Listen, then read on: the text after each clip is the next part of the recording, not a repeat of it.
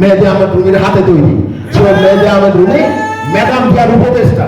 সৈয়দ মেহেদী আহমেদ রুমি কুষ্টিয়া জেলার 15-16 বছরের সাধারণ সম্পাদক, তারপরে 15-17-18 বছরের সভাপতি।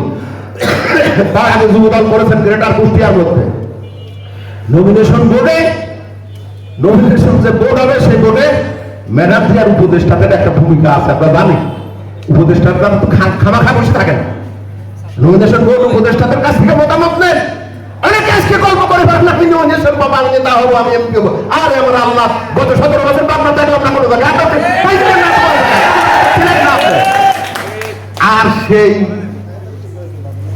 মানে উচ্চাভিলাষের পিছনে এক শ্রেণী রাজনীতিবিদ নিজেদের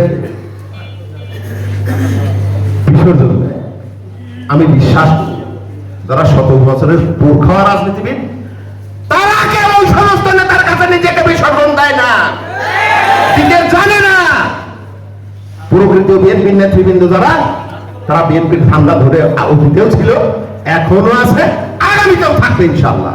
আর আগামী দিনে এই খোকসা কুমারখালীর মানুষ, খোকসা কুমারখালীর একজন সচেতন নাগরিক হিসেবে আমি আশা করি আপনাদের সাথে একমত হবেন নিশ্চয়ই। আমিও বিশ্বাস করি যে আমরা আগামী দিনে সৈয়দ মেহেদী আহমেদ রুমিকে এমপি হিসেবে তো দেখতে চাই, এবং আশা প্রকাশ করি পার্লামেন্ট নির্বাচন হলে অবশ্যই বিএনপি সরকার গঠন করবে, এবং সেই সরকার পরিচালনার অংশীদার হিসেবে মেহেদী রুমিকে আমরা মন্ত্রিত্বের আসনে নিয়ে যেতে চাই।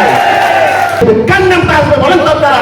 আর সেই লোকটা বাদ দিয়ে আমরা অন্য জায়গায় যাবো, আমরা কি ভুখা?